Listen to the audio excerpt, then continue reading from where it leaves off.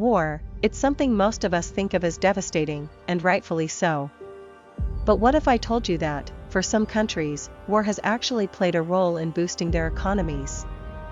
Yes, you heard that right. In the aftermath of conflict, certain nations have seen remarkable economic booms. But before you start picturing war as some sort of economic miracle, let's take a closer look at why this happens, and how it's not as simple as it seems. In the early stages of war, a country typically experiences massive government spending, particularly on military equipment, weapons, and infrastructure. The production of war materials creates jobs, revives industries, and drives economic activity. You may have heard of something called the military-industrial complex, a term coined by President Dwight Eisenhower. It refers to the relationship between a country's military and its industry, a partnership that can accelerate technological and industrial growth. For example, during World War II, the United States economy was transformed. The New Deal had failed to lift the country out of the Great Depression, but when the U.S. entered World War II, the government began spending heavily on arms production. The war effort employed millions, and factories shifted from making consumer goods to military hardware. A 1944 study by the National Bureau of Economic Research, NBER, showed that wartime mobilization helped reduce unemployment and increased GDP by 56% in just 3 years, Bailey and Collins, 1944. But it's not just about building tanks and bombs. The war economy creates jobs across different sectors. Manufacturers need raw materials like steel, oil, and rubber. To extract those materials, countries have to invest in infrastructure, including roads, railways, and ports. This doesn't only help in wartime, it lays the foundation for future civilian industries. A famous example is the U.S. after World War II. Post-war infrastructure investments, like the creation of the interstate highway system under President Eisenhower, not only helped soldiers get home but also paved the way for the growth of the automobile industry. Economic historians like Robert Higgs in his 1987 paper, The Political Economy of War, Higgs, 1987, show that the U.S. enjoyed post-war economic dominance, which was partly fueled by wartime investment in industrial infrastructure. Now, let's talk technology. War often forces nations to innovate.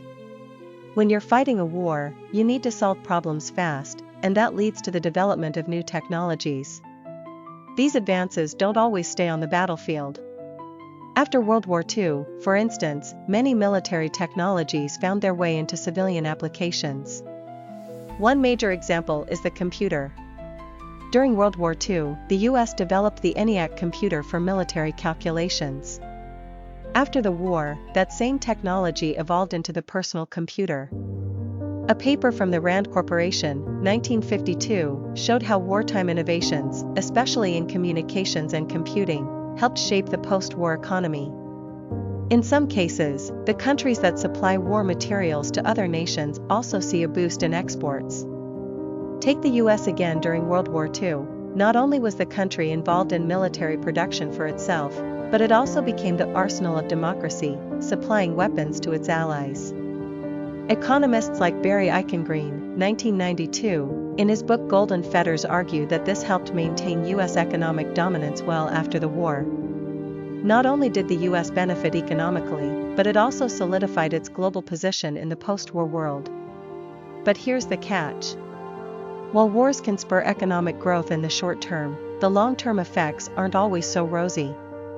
War leads to human suffering, loss of life, and can result in a massive destruction of infrastructure.